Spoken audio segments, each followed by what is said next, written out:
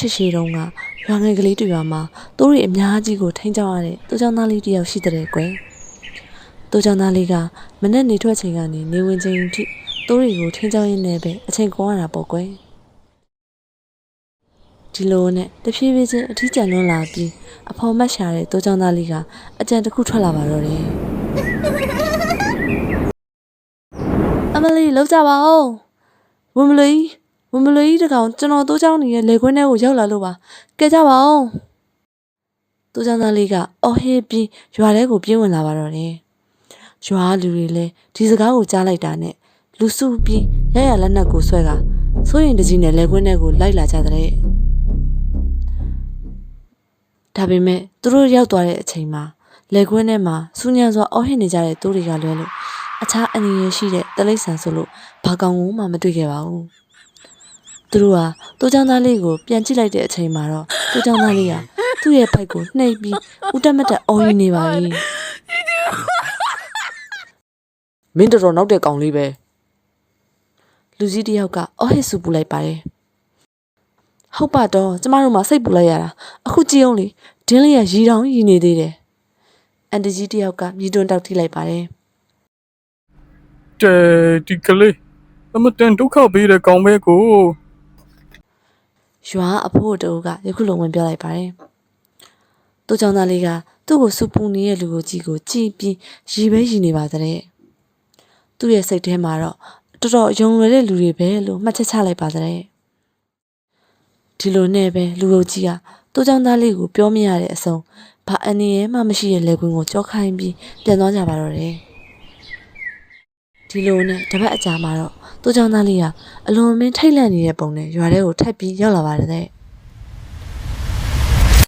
ကဲကြပါအောင်ဗျာဒီတစ်ခါတကယ်ကြီးဝင်မလွေတစ်ခေါက်ရောက်လာတာဗျအစွဲကြီးကလည်းဖြူဖွေးနေရပဲတိုးတွေကိုစားပစ်တော့မယ်ထင်ပါတယ်ဗျာကူညီကြပါအောင်တကယ်ကူညီပေးကြပါဗျာတိုးချောင်းသားလေးကအော်ပြောလိုက်တဲ့စိတ်ပူသွားကြတဲ့ရွာသူရွာသားတွေလည်းနောက်ထပ်တစ်ချိန်လူစုပြီးဝင်မလွေကို6လန့်မှုအလင်းအမြန်ပြေးထွက်လာခဲ့ကြတဲ့ဒါပေမဲ့သူတို့ကနောက်တစ်ချိန်နေခင်းထဲကိုရောက်လာတဲ့အခါမှာလည်းတိုးတွေကလွဲပြီးဘယ်တလိษံကိုမှမတွေ့ခဲ့ရပါဘူးမင်းတော်လွန်လာပြီကောင်းလေးငါတို့ကအလုပ်တွေထားပစ်ခဲ့ပြီးမင်းစီပြေးလာတာကွလူကြီးကဒေါသထွက်စွာနဲ့ဆိုလိုက်ပါတယ်ဒီအရိုင်းဆိုင်လေးကတမင်ကိုဒုက္ခပေးနေရပါတော့အန်တီကြီးကလည်းစိတ်မရှိစွာနဲ့ဝင်ပြောလိုက်ပါတယ်ကောင်လေးမင်းဒီလိုဆက်လုပ်နေမယ်ဆိုရင်ဘယ်သူမှမင်းကိုယုံတော့မှာမဟုတ်ဘူးရွာအဖိုးကတော့ခုလိုပဲပြောလိုက်ပါတယ်ဒီတစ်ချိန်မှလဲဦးတက်မတက်မျက်ရည်ကျမတက်ရည်နေတဲ့တိုးချောင်းသားလေးကခုလိုပြန်ပြောလိုက်ပါတယ်ဟာခမရတို့ကကျွန်တော်ဘာပြောယုံတာဟုတ်ဗျတဲလဲအယုံလွယ်ကြတဲ့လူတွေအဲ့ဒါကျွန်တော်ပြမဟုတ်တော့ဘူးနော်အယုံလွယ်တဲ့လူတွေပြေးဗျဟာပြောလဲပြောဆက်လဲရည်နေပါတော့တယ်လူတို့ကြီးကအလုပ်တွေလည်းပြတ်သွားတဲ့အပြင်ပင်လဲပင်ပန်းသွားတာကြောင့်တိုးချောင်းသားလေးကိုစူပူချင်းမောင်းပြီးရနဲ့အမြန်ပဲရွာထဲကိုပြန်သွားကြပါတော့တယ်တိုးချောင်းသားလေးကတော့သူ့ရဲ့လုပ်ရက်ကိုတော်တော်မိုက်တာပဲလို့တွေးပြီးဂုံယူရင်းနဲ့ကြံနေခဲ့ပါတဲ့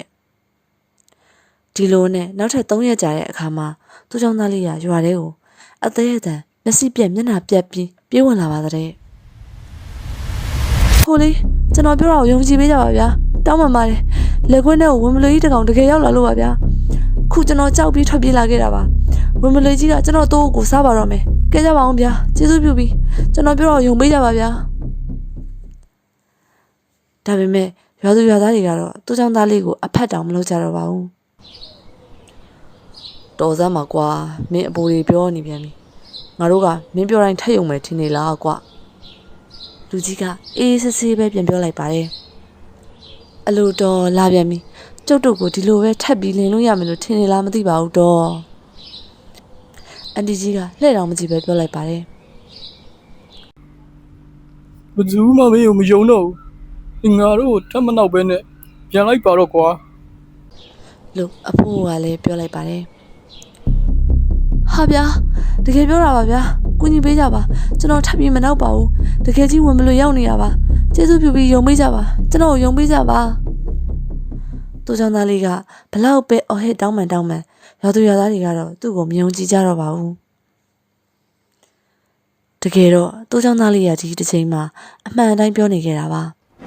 ဝင်မလွေကြီးကတိုးရှိတဲ့လေခွင်းထဲကိုရောက်လို့နေပါပြီ